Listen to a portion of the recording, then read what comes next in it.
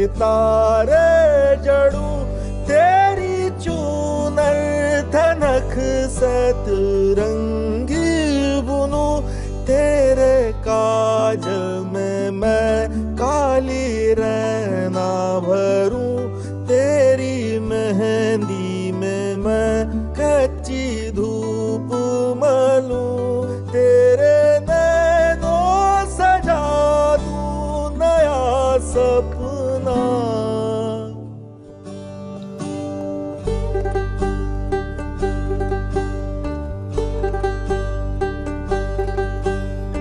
ओरी चिड़ैया नन्ही सी चिड़िया, अंगना में फिर आ जा रे। क्या आज के दिन ख़वातीन को यौम ख़वातीन की मुबारकबाद दे देने से, उनकी तारीफ़ कर देने से मुल्क भर में उनके साथ जो भी हादसात, जराइम और तशद्दुद हो रहा है, क्या वो ख़त्म हो जाएगा? शायद नहीं होगा। ये कहानी मेरी नहीं बल्कि हिंदुस्तान के घर में पैदा होने वाली हर उस लड़की की है जो पैदाइश से लेकर ज़िंदगी के हर कदम पर मुश्किलात, हादसात, तशद्दुद और जराइम का सामना करती है। इस कहानी में हम देखेंगे कि किस तरह एक औरत ज़िंदगी के हर कदम पर मुश्किलात और तशद्दुद का सामना करती है, लेकिन फिर भी समाज में एक अहम रोल अदा करती है, और ये समाज उसे देता है तो सिर्फ़ नफ़रत, ज़िल्लत, हिक़ारत और भयानक सज़ाएं, और कभी कभी इनका ये तशद्दुद इतना बढ़ जाता है कि वो उसे मौत के घाट उतारने से भी बाज नहीं आते।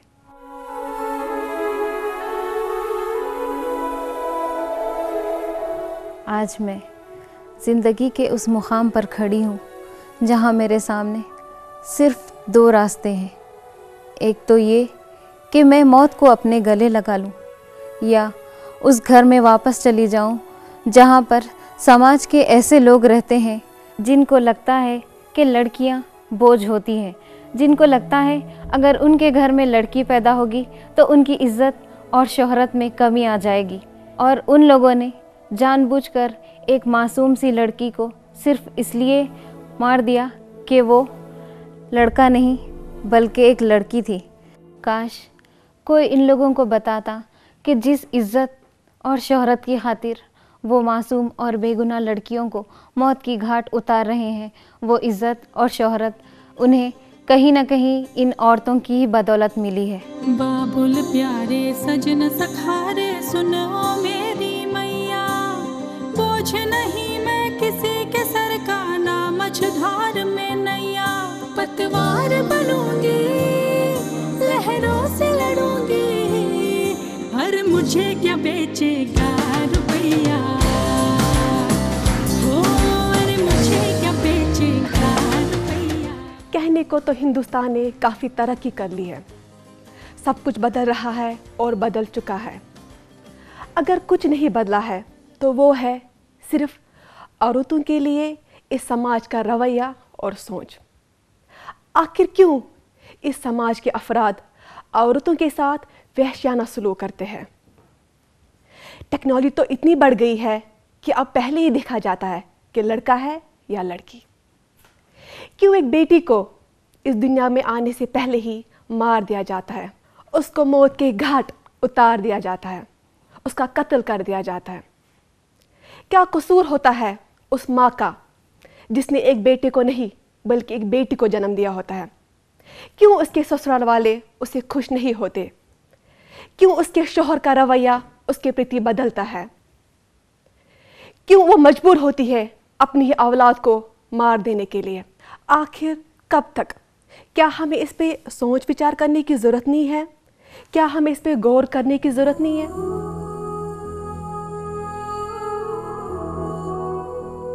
मुझे आज भी वो दिन अच्छी तरह से याद है जब मैंने अपने पापा से कहा था कि पापा मैं भी भैया की तरह अंग्रेज़ी स्कूल में पढ़ना चाहती हूँ।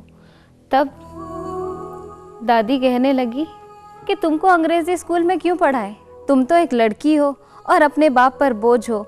तब मैं बहुत रोई, पर वहाँ कोई न था जो मेरी बात सुनता और मुझे अंग्रेज़ी स्कूल में पढ़ाता। और उसके बाद मेरा डॉक्टर बनने का सपना एक पल में टूट गया। मैं काफ़ी सोचती रही कि आखिर मेरी गलती क्या थी जो मुझे अंग्रेज़ी स्कूल में नहीं पढ़ाया गया, जो मेरा डॉक्टर बनने का सपना पूरा नहीं किया गया। और आज मैं ये जान चुकी हूँ कि मेरी सबसे बड़ी गलती यही है कि मैं एक लड़की हूँ। क्या एक लड़की होना गुनाह है? क्यों ये समाज, माँ बाप लड़कियों के साथ बुरा सलूक करती है, सोतेलाना व्यवहार करती है? क्यों लड़कियाँ माँ बाप पे बोझ समझी जाती है? लड़कों को तो आला तालीम, अंग्रेज़ी स्कूल और विलायत भेज दिया जाता है और लड़कियों को इस रोशनी से महरूम रखा जाता है। हमारे समाज में लड़कों को इज्जत, शोहरत और मोहब्बत मिलती है, तो वहीं पे लड़कियों को जिल्लत, नफरत और हकारत से देखा जाता है। हमारा दस्तूर तो कहता है कि हर कोई फ़र्द बराबर है समाज में, तो कहाँ का कानून है, कहाँ का दस्तूर है, कहाँ का समाज है, कहाँ का इंसाफ है? क्यों इतनी भेदभाव, क्यों इतनी ऊंच नीच, क्यों इतनी फ़र्क देखी जाती है लड़का लड़की में? क्या इन चीज़ों पे गौर करना ज़रूरी नहीं है?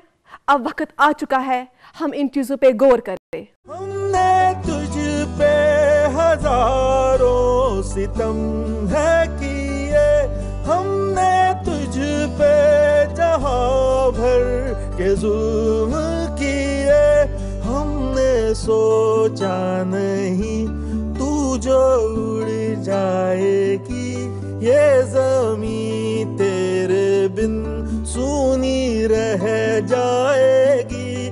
किसके दम पे सजेगा मेरा अंगना, ओरी चिरैया मेरी चिरैया, अंगना में फिर आ जा रे।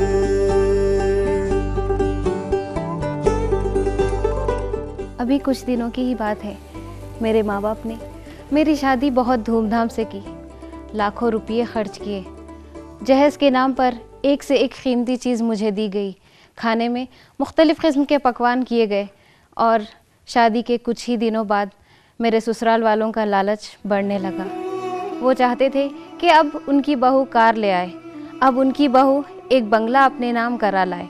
लेकिन ये कैसे हो सकता था? इस महंगाई के दौर में कैसे उस बाप के लिए ये मुमकिन है कि वो अपनी बेटी पर इतनी सारी रकम खर्च करें? लेकिन ये लोग इतना भी नहीं समझ पाते कि जिस शान से ये लोग इतनी भारी चीज़ों का मुतालबा करते हैं, उसे कैसे एक लड़की का बाप इतनी आसानी से ख़रीद सकता है, जबकि सब जानते हैं आजकल कितनी महंगाई हो चुकी है और एक आम आदमी का गुजारा करना इस मुल्क में कितना मुश्किल हो चुका है। लेकिन ये कोई समझता ही नहीं। जब ये किसी के घर लड़की देखने जाते हैं तो कहते हैं कि हमें कुछ नहीं चाहिए, बस आपकी लड़की दे दो। लेकिन जैसे ही वक्त गुजरते जाता है, ये अपनी मांगें बढ़ाते जाते हैं और मजबूरन एक बाप को उन तमाम ख्वाहिशों को पूरा करना पड़ता है। और ये जो जहेज़ के नाम पर इतनी सारी चीज़ें मांगी जाती है, इन लोगों को इतना भी एहसास नहीं रहता कि कैसे इस महंगाई के दौर में एक गरीब ख़ानदान कैसे उन लोगों की ख्वाहिशों को पूरा करता है। उसको उस खर्च अदा करने में कितने साल निकल जाते हैं, शायद ही ये समझ पाना मुश्किल है। मेरे साथ भी कुछ यही हुआ। मेरे माँ बाप ने मेरी शादी एक बहुत ही बड़े घर में कर दी। उन्हें लगता था कि ये लोग जागीरदार हैं, इन्हें रुपये पैसे का लालच नहीं होगा। लेकिन वो लोग तो आम लोगों के मुकाबले ज़्यादा ही लालची और जहेज़ के भूखे निकले। अभी शादी को कुछ ही दिन हुए थे कि उन लोगों ने मुझे घर से ये कहकर निकाल दिया कि जा तेरे बाप से गाड़ी ले आना। कैसे मैं अपने बाबा को बताऊं कि मेरे ससुराल वालों को गाड़ी चाहिए? इस महंगाई के दौर में जहां 2 वक्त की रोटी ही बड़ी मुश्किल से मिल पाती है, मेरे बाबा गाड़ी कहां से लाएंगे? इसलिए अब मैंने सोच लिया है कि मैं उस घर में वापस नहीं जाऊंगी। इन लोगों को लगता है कि ये कोई बहू नहीं बल्कि एक पैसा कमाने की मशीन ख़रीद लाए हैं। जब चाहा, जब ज़रूरत हुई बटन दबाया और अपनी फरमाइश की चीज़ मंगवा ली। लेकिन अब ऐसा नहीं होगा। अगर मेरे बाबा गाड़ी दे भी देते हैं, अगली बार ये कोई नई चीज़ मांगेंगे। कहाँ से लाएंगे मेरे बाबा इतने पैसे? कहाँ से उनके खर्च पूरे किए जाएंगे? नहीं, अब ऐसा हरगिज़ नहीं होगा। ना ही मैं उस घर में जाऊंगी और ना ही उन लोगों की कोई फरमाइश पूरी होगी। जिसकी फितरत में हैरत समाई नहीं, जिसको दौलत से ज़्यादा मैं भाई नहीं, ऐसे साजन की मुझको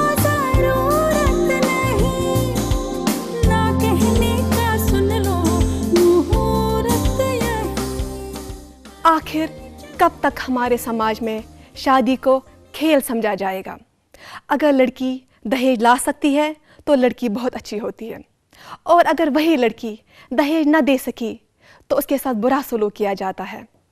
हमारे समाज में तो बीवी और बहू से ज़्यादा उस सामान की कदर की जाती है जो एक लड़की शादी के वक्त अपने ससुराल दहेज के तौर पर लेती है।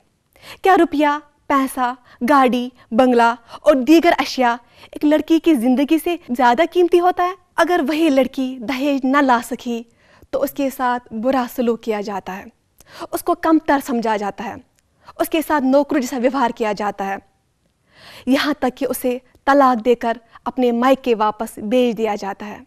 कितनी सारी लड़कियाँ शादी के बगैर रह चुकी है, कितनी लड़कियों के हाथों पे मेहंदी नहीं लग सकी, कितनी सारी लड़कियों के घर बारात नहीं आ सकी, और कितनी लड़कियों के घर से डोली नहीं जा सकी। आखिर कब तक हमारा समाज बेकसूर, मासूम और गरीब लड़कियों को दहेज की लालच में हला करता रहेगा? कब हम अपनी सोच को बदलेंगे?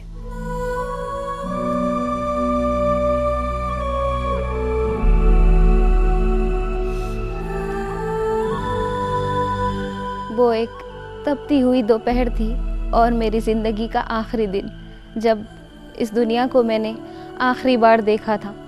एक दिन मैं अपनी सहेली के साथ कॉलेज से घर लौट रही थी। गली के एक नुक्कड़ पर दो लड़के खड़े थे। उनमें से एक हमारे करीब आया और हमसे छेड़छाड़ करने लगा। मैंने गुस्से के मारे उसे एक तमाचा मार दिया और घर की तरफ चल दी। उसके अगले ही दिन जब मैं उसी वक्त कॉलेज से लौट रही थी, वो लड़का उसी जगह खड़ा था। मुझे थोड़ा सा डर लगा, लेकिन फिर भी मैं हिम्मत करते हुए आगे चलने लगी। जैसे ही उसके करीब पहुंची, वो अचानक मेरे सामने आ गया और मेरे चेहरे की तरफ कुछ लिक्विड उछाल दिया, जिसके बाद मैं बेहोश हो गई। और जब अस्पताल में मुझे होश आया तो मुझे पता चला कि मुझ पर तेज़ाब फेंक दिया गया था, और जो मैं कल तक इस दुनिया को देख पाती थी, आज मैं अंधी हो चुकी थी। क्या कसूर था उस लड़की का? बस इतना कि उसने अपने आप को बचाने के लिए उस लड़के के मुंह पे एक तमाचा मारा था। तो क्या पाया? एक ऐसी जिंदगी जिसमें न वो जी सकती है और ना ही मर सकती है, ना ही वो समाज से कदम मिला सकती है। क्यों इस समाज के लोग लड़कियों को जीने नहीं देते हैं? क्यों उनके साथ बुरा सलूक किया जाता है? क्यों इतनी भयानक सज़ा उनको दी जाती है? क्यों हमेशा औरतें ही कुर्बानी देती हैं? क्यों इस मुल्क की हुकूमत ऐसे दरिंदों को खुलेआम घूमने देती है? क्यों उन पर कोई एक्शन नहीं लिया जाता है? क्यों हमेशा लड़कियां ही इस जुल्म का शिकार होती है? आखिर कब तक ऐसी सजाएं बिना किसी जुर्म के वो सहती रहेगी? आखिर कब तक? हम पंछी हैं, हमें उड़ने दो। कुछ लोग कहते हैं हमारे मुल्क में जो औरतों के साथ तशद्दुद होता है उसका जिम्मेदार मगरिबी कल्चर है। कसूर मगरिबी कल्चर का नहीं है, मगर हमारे हिंदुस्तान का है और यहाँ के सिस्टम का। कसूर औरतों का नहीं है, मगर समाज में उन अफराद का है जो औरतों को कठपुतली समझते हैं। आखिर कब बदलेगा हमारा हिंदुस्तान? हुकूमत कब ऐसे कानून बनाएगी और नाफिज करेगी जब किसी के घर में लड़की पैदा होगी तो उसे भी उतना ही प्यार मिलेगा जितना कि एक लड़के को मिलता है? कब ऐसा समाज बनेगा जब लड़का और लड़की को बराबर की तालीम दी जाएगी? कब ऐसे कानून बनेंगे जब जहेज़ ना लाने पर या जहेज़ कम लाने पर किसी भी लड़की को मारा पीटा या जलाया नहीं जाएगा? जब एक लड़की घर से बाहर निकलेगी उसके साथ कोई छेड़छाड़ नहीं होगी और ना ही तेजाब डाला जाएगा? कब एक लड़की अपने मनचाहे लिबास और मोबाइल के साथ रात को घर से निकलेगी या रात में घर लौटेगी तो उसे डर नहीं लगेगा? क्या हिंदुस्तान में ऐसे कानून बन पाएंगे? तो आखिर कब?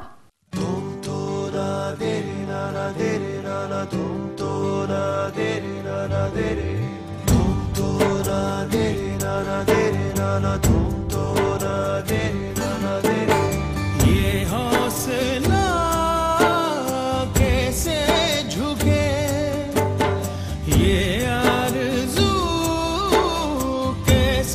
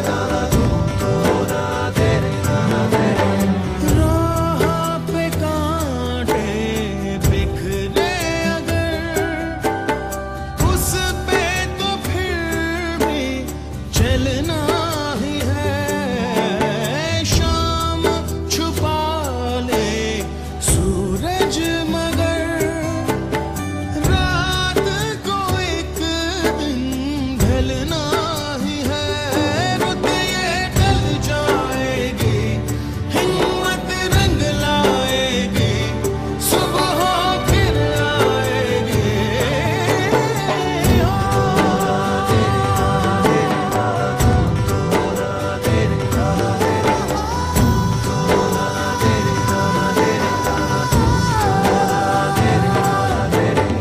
ये हौसला कैसे झुके, ये आरज़ू कैसे रुके, ये हौसला कैसे